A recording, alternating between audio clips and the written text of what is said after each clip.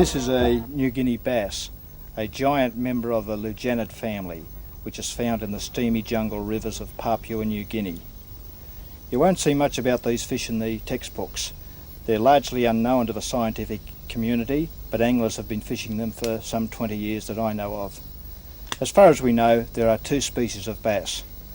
Both grow very large, over 60 pounds. This fellow was taken on a fly, fished on a 40-pound leader, and I was very lucky to get him out at that. By the yardstick of a pound of fish per pound of line, these roosters have just about got to be the toughest thing with fins. Join me as we fish these steamy rivers in New Britain in search of one of the greatest fishing challenges on the face of this earth. When they come together, Jack Baker is an old fishing mate, a mentor on things Papua New Guinean. He spent many years there as a patrol officer during the Pax Australia era, trudging over mountains, canoeing down jungle rivers, trolling a lure, usually a tablespoon purloined from supplies, whenever opportunity permitted. He lives on Bribie Island, Queensland these days, but his heart still remains in this land of mountains, rivers and mystery. Dean Butler is another fishing friend, a talented angler, equally at home on the pitching deck of a game boat or on a gurgling mountain stream. He'd heard about these stonkering bass, read about them, and now was here to find out for himself. They're all driving canoes with outboard motors and that. There seems to be a mix of the old and the new in here. Our trip began in Brisbane, where we boarded an Air Niugini Bird of Paradise jet, which took us to Port Moresby, capital of Papua New Guinea. After clearing our mountain of equipment through customs, we took a commuter jet to Hoskins, West New Britain. We overnighted at beautiful WALINDI Plantation, a diving and fishing resort.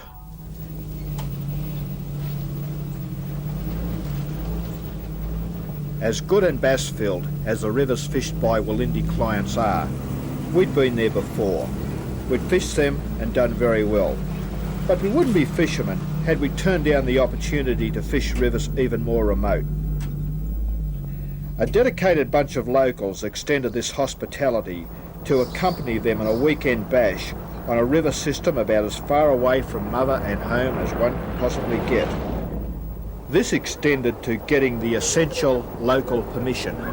Papua New Guinean villages have sovereignty over the rivers. They own the water, they own the fish. To take fish without their permission is tantamount, in their eyes, to stealing. There's no knowledge like local knowledge, and no one has this in bigger lumps than Ashley Barnes. He has a string of stupendous bass to his credit, in the process rewriting the book on heavy-duty bait casting. He's top company, sharing his vast font of knowledge on the bass, not merely putting it on display. Lift it back up. Bring it right up. These things right. The end of a road, but as one leg ends, another begins.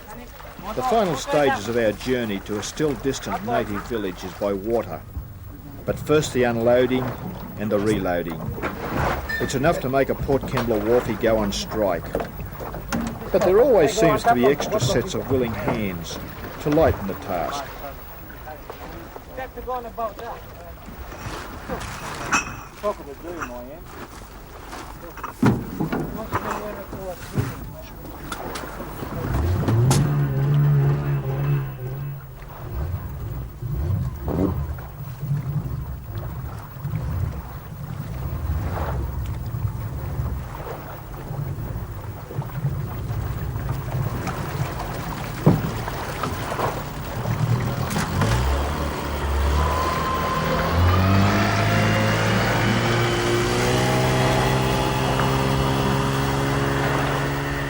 With the transfer complete and the day vanishing, we embarked on the final stage. Our Yamaha longboats have good sea legs and easily carry the prodigious loads.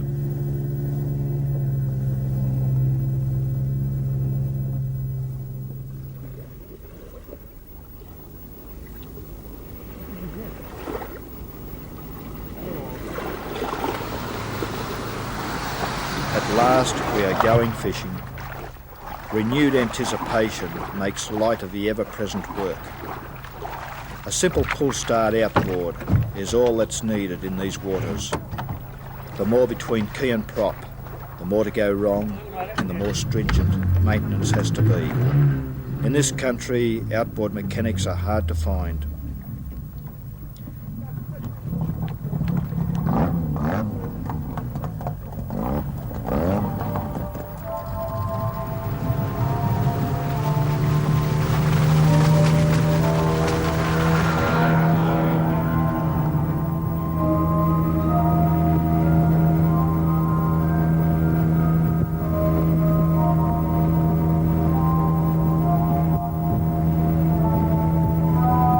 Our river lay in the shadow of a mountain they call Uluwan, a brooding volcano rising higher than Kosciuszko and dominating the landscape.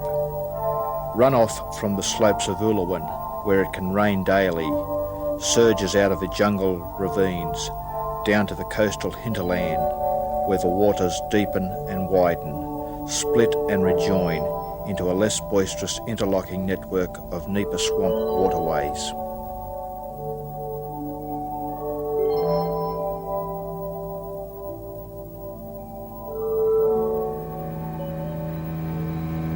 We passed a small village, and in the background an extinct volcano whose summit had been blown to smithereens back in geological time. These river mouth villages are not always inhabited, but rather are used when groups from the main tribal settlement come here to fish.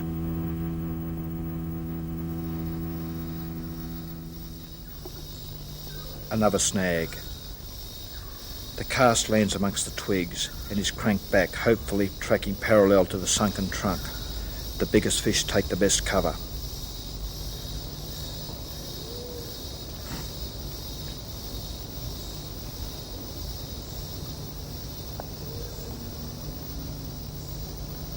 These hard-pulling mangrove jacks are a smaller cousin of the bass. Not a bad one, but not what we'd come here for.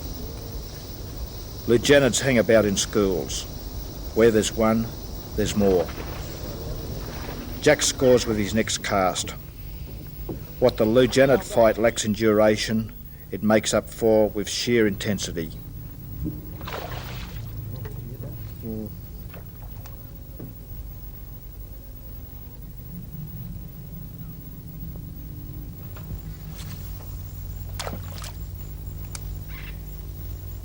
Jack was on a roll. His next cast doesn't make it back to the boat. This is better. A bass. Not huge, but a bass just the same. Going for the double, I cast in the same direction. Wallop. I'm in too.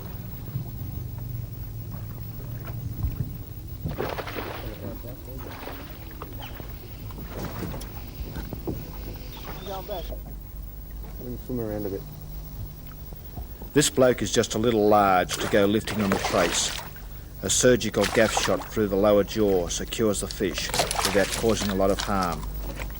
This bass is already carrying an injury, a walleye from some previous encounter.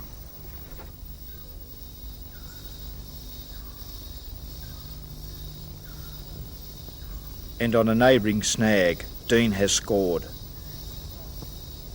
Big hit at the start, but he was out of the snag, so there's no drama, was there? You see where he had someone have a go at his tail? Yeah. And that's a little one, eh? Yep. Yeah, that's a 11, 12 pound, huh? Did you ever fish this river in your travels, Jack? No, I haven't fished this one. Got my first bass in the Balaki. That's all on the Papuan side. Yeah. Right. Beautiful fish, aren't they? I suppose you would have pulled about a 20 pounder in your day. Oh, one or two. They certainly outpull a barrett, don't they? You know, when you're down in that Moresby country and you hook the two, there's really not much mistake as to when you got a bass on. No comparison. The barrett's a bit of an overrated fish by comparison. You know, it's nice eating and it's fun to catch and it performs in the air. Yeah. But really there's no comparison as far as a fighting fish is concerned. Spectacular, but yeah. And you know, they fight clean. They hit mid-water and keep going, whereas these swines of things take it going back into the snag and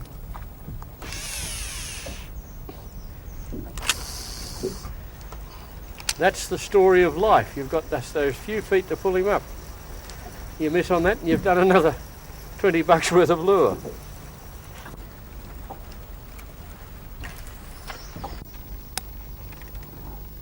One cast to the back of him, one cast in the middle of him. Yes. You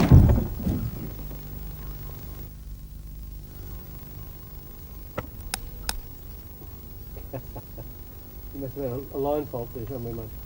Must have. He just went. But I did tell you there'd be a bass in there, as you will recognise. He's there. Wow. Snap. That's about the best wipeout I've ever seen, Rod. Yeah, that's the most frustrating thing about this fishing. You pick your snag, it's beautiful. It's got the right sort of cover around it.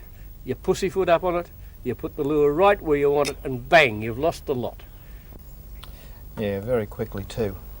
Actually, you know, this is my sport fishing gear for bass. This is 30-pound line, and it was just broken like cotton. And you know, you can even put 50-pound on, and in a straight pull, bang. You know, I fished up to 50 and I can't cast any heavier than that. That's right, but anyway, we go on and we have plenty of lures. There's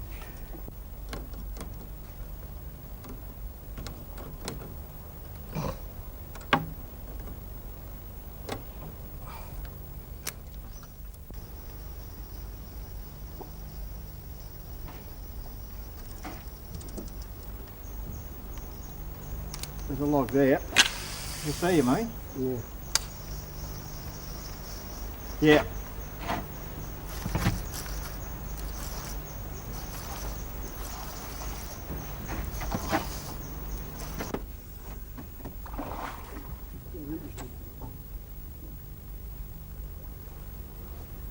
What's that?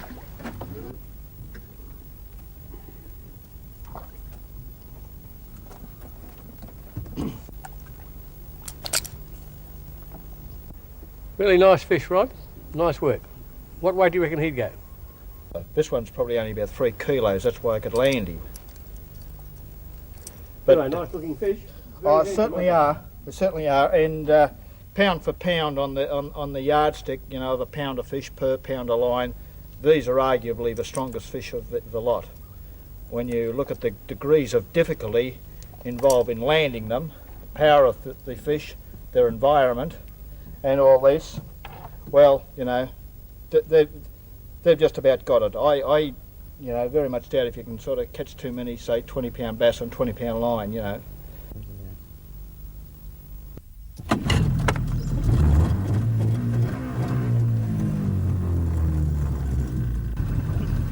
How about a bit of trolling, Jack? Good idea. Go for it, yes. The wind's a bit on the blowy side, and it'll be hell trying to control that boat. Yep.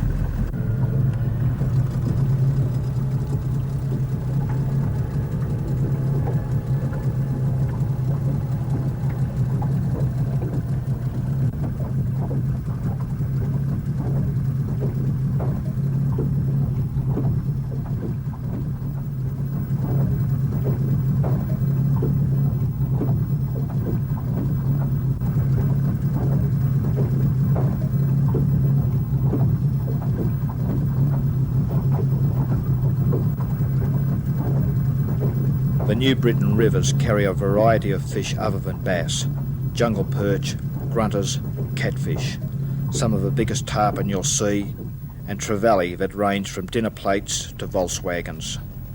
But whatever the species, you know within seconds of a strike if it's a bass. These trevally can pull in their own right, but have none of the bass's gutter tactics.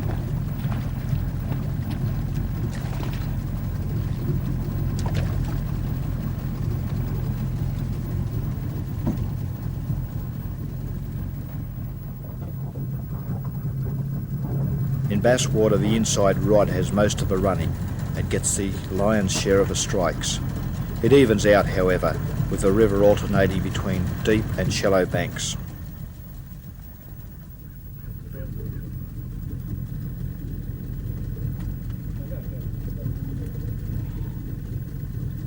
red and silver lures were scoring well, but the only real certainty about colour is that today's hot combo can be tomorrow's failure. I doctored this lure with a black texture pen to provide a bit more contrast, more important in my opinion than mere tones.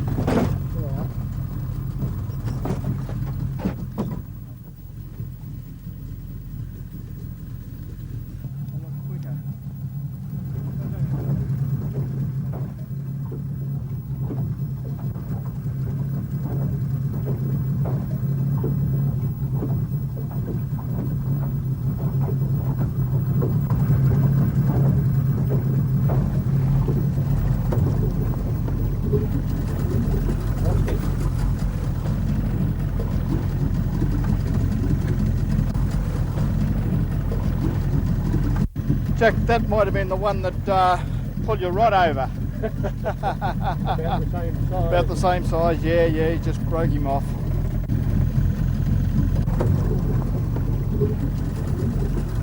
This stuff around the edges here, this nipa, the locals use for roofing their houses. A thatch made of that stuff will last about 7 years, whereas one made of coconuts will give them only about 2. Okay, Jack, wind him in. I'll go around real quick.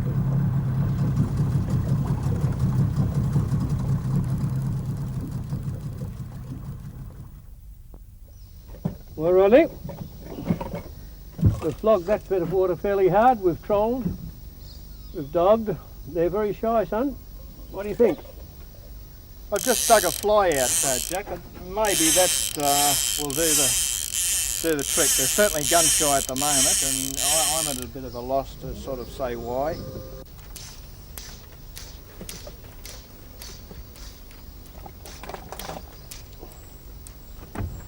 On the butt of that tree over there. Look at them. Look at them.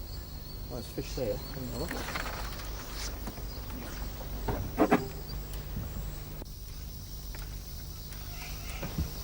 Yep. Nice going, son. No go? There we go.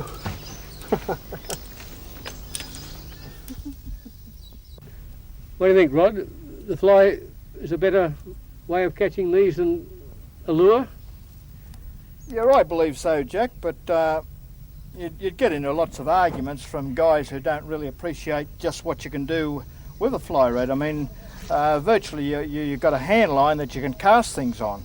You know, I don't play the fish at all with the reel, I just pull the damn thing. Pull him a yard and I'm moving my yard off his snag. You know, you really have to appreciate both systems before you can really make the comparison. So what I'm sort of saying about fly being more effective in lots of situations may not make any sense to you. It makes good sense to me. I've been watching the fly sinking in and under snags I couldn't get a lure at.